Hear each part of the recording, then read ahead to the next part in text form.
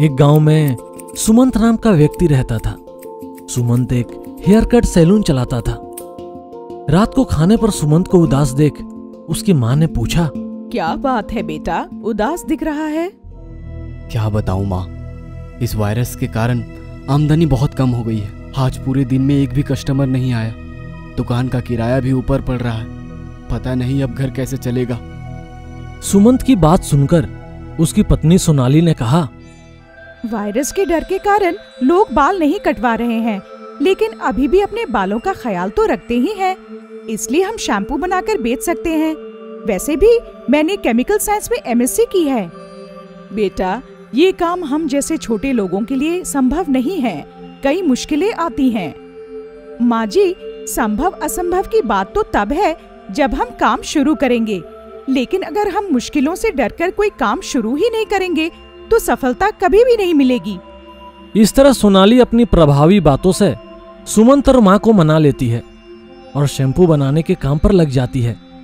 कई दिनों की मेहनत के बाद सोनाली ने शैम्पू बना लिया और टेस्टिंग के लिए शैम्पू अपनी सास को दिया। वाह रे बहू, तूने क्या शैम्पू बनाया है।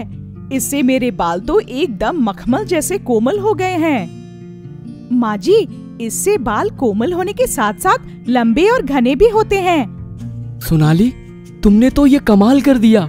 ये शैम्पू तो धमाल मचा देगा। चलो जल्दी से इसे बेचने की तैयारी शुरू करते हैं। अगले दिन जब दोनों शैम्पू बेचने गए तो उन्होंने देखा कि वहां उनका पड़ोसी लुट्टन पहले से ही शैम्पू बेच रहा है। शैम्पू ले लो भाई, शैम्पू। लॉकडाउन में रखे बालों का ख्याल करे हमारा शैम्पू इस्तेमाल। बाल घने कोमल करे सिर्फ 3 दिनों में। टकलों के सर पर जान लगा दे, हमारा शैम्पू 3 दिन में बाल उगा दे। शैम्पू ले लो भाई, शैम्पू। इस तरह लुट्टन शैम्पू बेचने लगा। अगर कोई सोनाली के पास शैम्पू लेने जाता तो वह लोगों से कहता, क्या भाई साहब, मैं तो आपको पढ़ा लिखा समझ रहा था, आप भी कहाँ शैम्पू लेने जा रहे हैं। वे मेरा ही माल कॉपी कर कर बेच रहे हैं। असली माल तो सिर्फ यहाँ मिलेगा, विदेश से पढ़े साइंटिस्ट लुट्टन राजा के पास। और लोग उसकी बातों में आकर उससे ही शैम्पू खरीदने लगे। इसलिए सोनाली ने उससे कहा, लुट्टन जी, आप हमें यूं बदनाम क्यों कर रहे हो? मैं भी साइंटिस्ट हूँ और ये शैम्पू मैंने खुद बनाया है। और वैसे भी आपका शैम्पू हूबहू मेरे शैम्पू जैसा है। क्या रे, तू मुझ पर इल्जाम लगा रही है?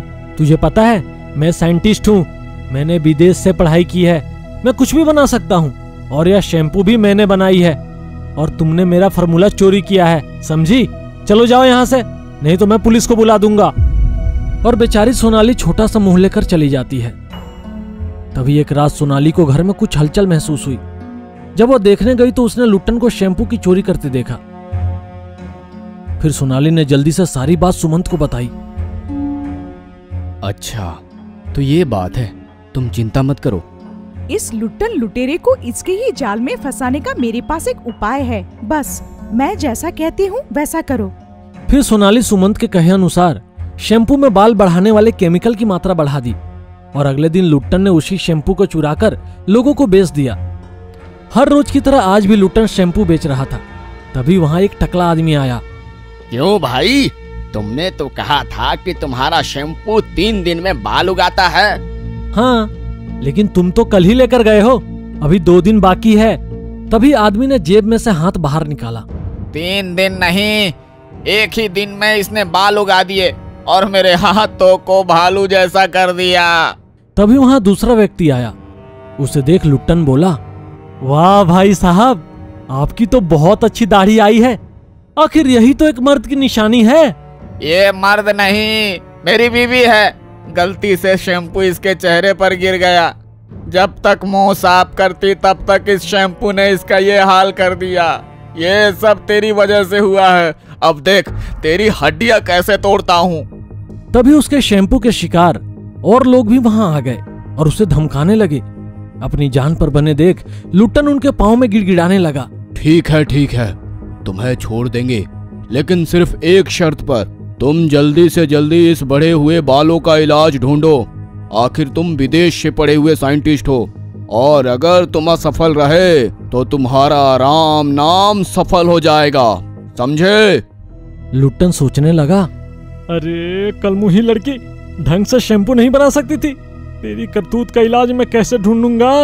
यह सोच लुट्टन बोला, मैं जानता हूँ शैम्पू में थोड़ी गड़बड़ हो गई है, लेकिन किसी चीज का इलाज ढूंढने में समय लगता है ना।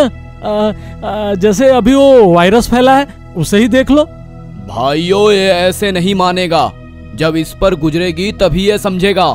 यह कहते हुए लोगों ने लुट्टन पर वहाँ पड़ा सारा शैम्पू डाल दिया, जिससे लुट्टन के पूरे शरीर पर बाल उगाए। अरे ये क्या कर दिया तुमने? इसमें मेरी कोई गलती नहीं है, सारी गलती इस लड़की की है। अरे शैम्पू भी इसी ने ही बनाया है, मैं कोई साइंटिस्ट नहीं हूँ, मैंने तो सिर्फ चुरा कर बेचा है। तभी सोनाली और सुमंत वहाँ आकर सारी बात बताते हैं और कहते हैं, ये लो, ये दवाई हम पहले ही बना चुके थे, इससे सब सही हो जाएगा। और फिर लुट्टन अपनी गलती के लिए माफी मांगता है और सोनाली का शैम्पू आसपास के सारे गांव में फेमस हो जाता है। एक गांव में मालती नाम की महिला रहती थी। उसका बेटा किशोर शहर में कपड़ों की फैक्ट्री का मालिक था और अच्छे पैसे कमाता था। मालती का समृद्ध परिवार था, लेकिन फिर भी मालती पुराने ख्यालात की थी। एक दिन उसकी पड़ोसी सहेली रेखा उसके घर आई। सुना है तुम किशोर की शादी के लिए लड़की ढूंढ रही हो? हाँ, लेकिन तुम्हें कैसे पता? पता कैसे नहीं चलेगा, तुमने कल सुमन से कहा और उसने पूरे गांव में बात फैला दी। अब औरत के पेट में कोई बात कब तक रुकेगी? हाँ, मैं सोच रही थी कि इस साल किशोर की शादी कर दूं। बस इसीलिए ये बात मैंने सुमन से कही थी कि कोई गांव की अच्छी लड़की नजर में हो तो बता देना। अरे मालती बहन, गांव में तो सारी अनपढ़ लड़कियां हैं और अपना किशोर तो पढ़ा लिखा ठहरा, तो वो भला गांव की अनपढ़ लड़की से शादी क्यों करेगा? क्यों नहीं करेगा? वो मेरी बात कभी नहीं टालता। तुम्हें तो पता है, पढ़ी लिखी लड़कियां घर तबाह कर देती हैं। इसीलिए अनपढ़ लड़की देख रही हूँ जो मेरी मुट्ठी में रह सके। तुम्हारी सोच तो तुम्हारी जैसी पुरानी हो गई है, अब जमाना बदल गया है। हाँ, तू रहने दे, अभी हमेशा उल्टी ही बात करती है। मैं जा रही हूँ, मुझे बहुत काम है। और मालती वहाँ से चली जाती है।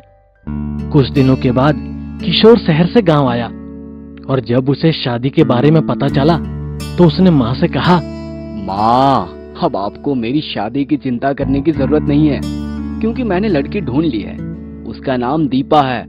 यह कहते हुए किशोर माँ को लड़की की फोटो दिखाता है। लड़की तो सुंदर है, पर ज्यादा पढ़ी लिखी तो नहीं है ना? पढ़ी लिखी है और मेरे दोस्त की कंपनी में फैशन डिजाइनर का काम भी करती है। ये फैशन डायनासोर क्या है? फैशन डायनासोर नहीं, फैशन डिजाइनर, मतलब कपड़ों की सुंदरता बढ़ाने का काम करती है। माँ, हमारी नंबर 1 जोड़ी है। मैं फैक्ट्री में कपड़े बनाऊंगा और दीपा उन्हें डिजाइन करेगी। नहीं नहीं नहीं, इससे तेरी शादी नहीं हो सकती। पढ़ी लिखी है, नौकरी करती है और ऊपर से शहरी, ये तो पूरा ही घर खा जाएगी। हाँ, पढ़ी लिखी नौकरी वाली बहू नहीं, आपकी ये सोच घर खा जाएगी। और माँ, मैं शादी करूंगा तो सिर्फ दीपा के साथ करूंगा, नहीं तो नहीं करूंगा। इस तरह किशोर मालती से गुस्सा होकर शहर चला गया। किशोर के गुस्से और जिद के कारण मालती शादी के लिए राजी हो गई और किशोर को कहा, ठीक है, तू उस लड़की से शादी कर ले, लेकिन एक शर्त पर कि वो नौकरी नहीं करेगी और घर पर रहकर गृहस्थी संभालेगी।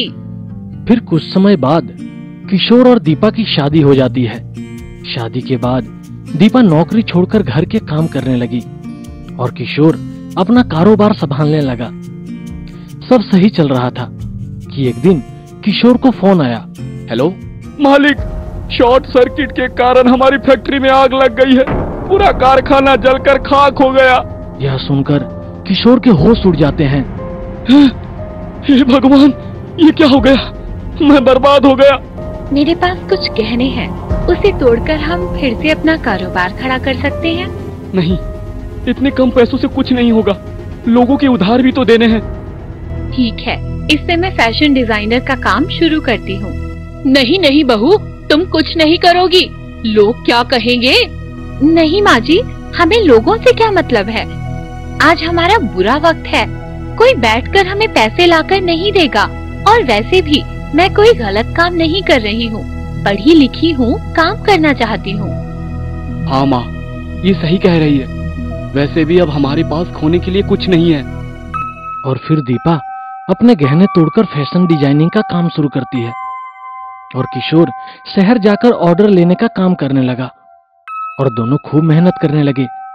धीरे धीरे उनका काम बहुत बढ़ता चला गया और उन्होंने एक बड़ी फैशन डिजाइनिंग कंपनी खोल दी। यह सब देख रेखा मालती से कहती है, अच्छा, तो अब बड़ी कंपनी भी शुरू कर दी? हाँ हाँ, क्यों नहीं, मेरी बहू जो इतनी होशियार है। अगर उस दिन भी तुमने बहू को काम करने से रोका होता तो आज तुम्हारे दिन बहुत बुरे होते।